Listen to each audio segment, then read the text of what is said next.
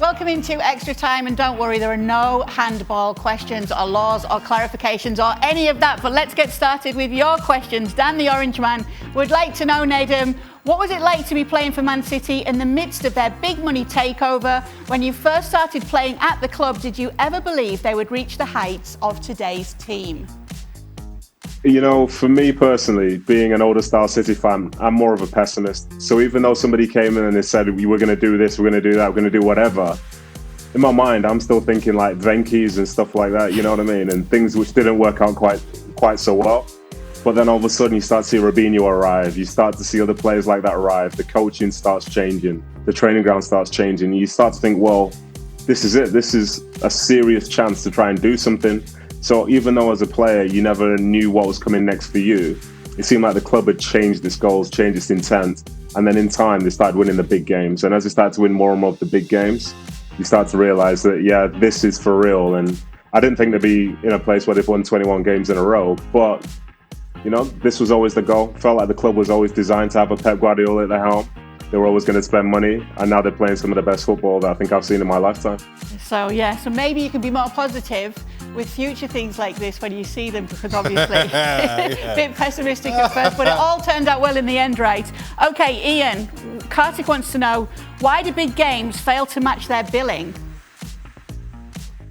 Well, they don't always fail to match their billing, but I know what he means at this point, because we have had a few 0-0 draws and we have had a few soporific games. I think, to be honest with you, there is a fair bit of burnout among the players. They didn't have a proper pre-season because of the pandemic and the rearrangement of last season, and I think you're starting to see that now. They're playing every 3 days. There's not so much time on the training ground.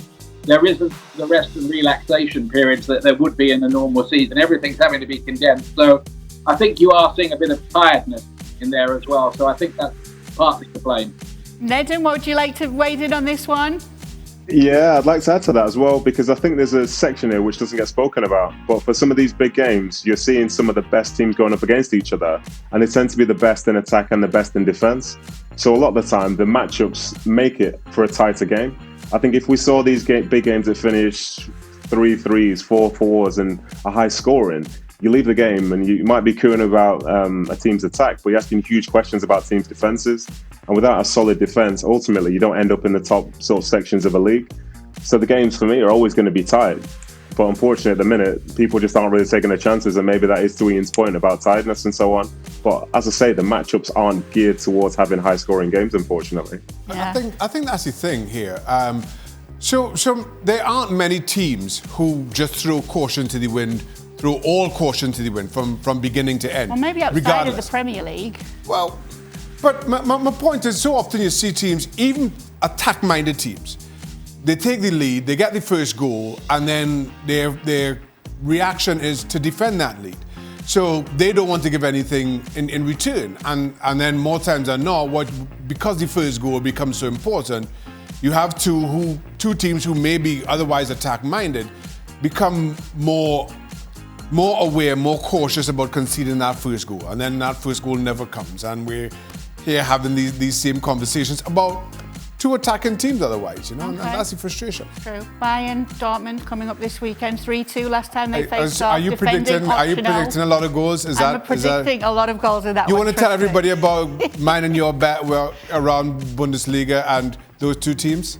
I absolutely walked into a bet with Shaka that I didn't even have to take, that he said Lewandowski will outscore Haaland this season. And we know how that's going. I was just sitting there quietly, minding my own business, and you come steaming in with this bet. There's still time to turn it around. Okay, all right. There's still time. Okay. Speaking of entertaining players... It's a good bet. It was a terrible bet on my part, Ian. Speaking of entertaining players, though, Ian, Frank McManaman would like to know, who was the most entertaining player that you've ever commentated on? I think I'd have to go, short answer, Lionel Messi. He's just phenomenal. It's a privilege to be watching a player that good. Some of the things he does is, well, they're just out of this world. So our privilege and pleasure to cover him. Messi. Nedum, just turning that around a bit, what about the most entertaining player that you've played alongside? Alongside? I think that's a good question. he probably would have been someone like an Aguero or somebody maybe like. I actually quite enjoyed playing with Carlos Tevez just for a little bit because he was high energy, he was for the team, and he was very, very clinical as well.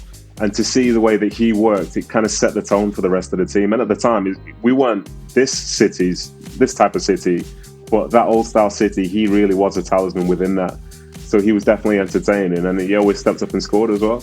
Okay, Shaka, if Tottenham finish outside the top 6, should Jose be fired? And if so, what would be a reasonable next coaching job for him? I don't know. Listen, I haven't been a fan of Jose Mourinho. I didn't think it was a good fit him going to Spurs, just kind of give them their own history and what their fan base expects. I just find some of his football so negative. And you look at Jose Mourinho and the expectation, given his record, which he earned and you know, you cannot try to discredit, is he's only going to manage at big clubs. And what big club wants to play the kind of football that you've seen from Spurs for a lot of the season? I just don't think there's that club out there, other than Atletico Madrid, who are doing that under Diego Simeone. And is that Jose Mourinho's only possible next destination on the face of what you see right now? Quite possibly. Okay. Tim would like to know, Nedum, what was it like to play in the famous Man City QPR match in May 2012, having joined QPR from City just months earlier? Well, to be honest, from my side, it was a nightmare. It really, really was. So I don't remember what score the game was, but I'm pretty sure in the build-up to it, as I got to the stadium, I knew everybody, from the people who were at the car park to the people giving you tickets to the people saying hello in the tunnel and all this stuff. But the only problem was, instead of turning left to the City dressing room, I was turning right to go to the QPR one with a bunch of players in the team who I'd known for probably 3 months, going out there knowing that we need to get a result to try and guarantee our place in the Premier League. It was so surreal because, again, as I said, I'd been at City from the age of 10 and now I'd just left a few months earlier. And as you go out there, you're feeling a bit of tension in the air. City obviously have their moment, they scored the first goal. But there was a 20-minute window where I think after we took the lead, City were as bad as I think they were in the whole season. And that section gets kind of pushed to the side because of how it ended. But being a player for QPR in that moment, thinking we're going to stay up by beating City, that was both exciting and a bit nerve-wracking because of the fact that I was from Manchester and I was going home to Manchester after the game as a City fan. But to be fair, I got lucky, and the way the game ended, I'll be honest, I didn't know who scored the winning goal for City for days afterwards, because when the goal went in, I thought we were down and I was crushed. But upon getting more stable and being in a stadium where our QPR fans are celebrating, the City fans are celebrating, every player on the pitch was celebrating. If there was another 10 minutes to go in that game, I guarantee someone would have rolled the ball in the centre circle and the players would have just danced around it. So it ended up being an incredible day for me, incredible day for City, incredible day for QPR. Wow, what a brilliant story, though. Just how lost you can get in a game to not know who one of the scorers was, as well as the player yourself. Great question as well, Tim. David wants to know, Ian Dark, other than boxing, which is an international sport, have you called any American sports? And if so, which American sport is your favourite? No, I haven't called any American sports, and you wouldn't want to hear me trying either. I'd be absolutely hopeless. I think I'd last about 5 seconds. They've got lots and lots of wonderful commentators there who are way more qualified than me to call NFL and so on. So I suppose boxing is a kind of an American sport as well. So I've called plenty of boxing matches in my time. I love Nedum's story there, by the way. I was at that game commentating for ESPN, going out the Premier League on ESPN in those days. And I'm just thinking, Nedum, if Joey Barton hadn't got sent off, history could have been very different, couldn't it, that day? To be honest, we don't speak his name. But it looks like you're an American football fan there, Nedum. College football, yeah, from my time in Utah, yeah. Go Utes, all that good stuff. Nice. There we go. So maybe there's another role there as well, a bit of commentary work on American football for Nedum. Shaka, how did you manage to get to NASA intern and pro football at the same time? Well, it wasn't at the same time. It was a couple of years in between. So I was a junior at college in DC and just applying for summer internships. And a recruitment agency contacted me about the NASA position, and there I was. My junior year, so that had been 1991. Did an internship for NASA. Their headquarters are in DC, right downtown DC. And then the following year, I got picked up by the Baltimore Blast indoor team, and they were touring England. They played 2 games against Aston Villa. Dwight had just joined Villa. I got man in match. I think I definitely got man in match in at least one, if not both. And a Reading scout saw me playing in that game. The rest is history. Did you ever wonder if there had been a sliding doors moment and it had turned out differently? No, Kate, I do not. I don't.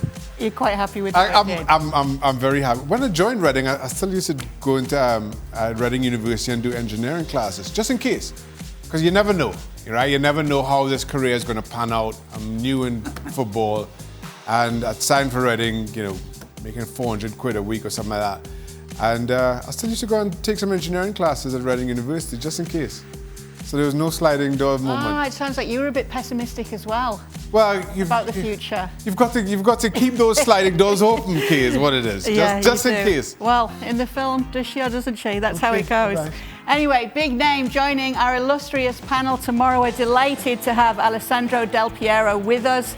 He will be part of the ESPNFC team and talking about his former club, Juventus. Make sure you catch ESPNFC daily on ESPN+. Thanks to all the guys for being with us for the latest edition. Well, thank you very much for watching ESPN on YouTube. For more sports highlights and analysis, be sure to download the ESPN app. And for live streaming, premium content, and let's not forget as well, ESPNFC 7 days a week. Subscribe to ESPN+.